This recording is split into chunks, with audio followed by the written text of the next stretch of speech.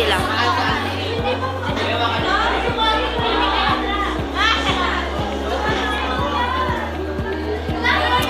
May activity kami, so busy sila.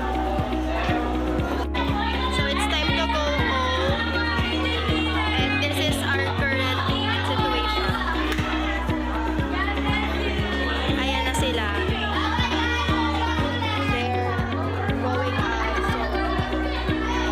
So, we're about to go home.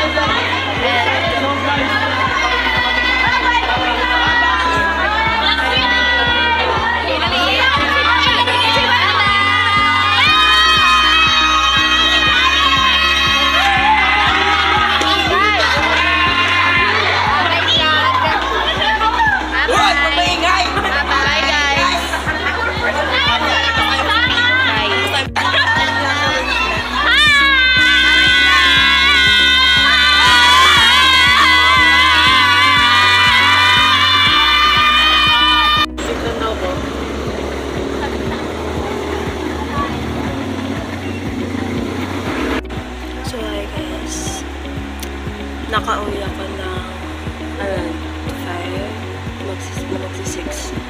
Kasi, so, traffic. Maraming groups. Especially, pauwi na kami. Gulo-gulo nila. Like, parang nagsama-sama yung mga vlogger, number. Ay, hindi mo malaman kung nagpa-vlog ba talaga sila or joke lang yung ginagawa. This is school purposes lang. It's kind of fun.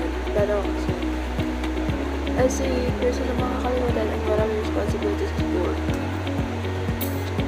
hindi ko siya naaalala lagi. And wait nyo ko tomorrow if may update ako sa yung pagkagising ko. Sa pagpasok ko dahil sa kotse.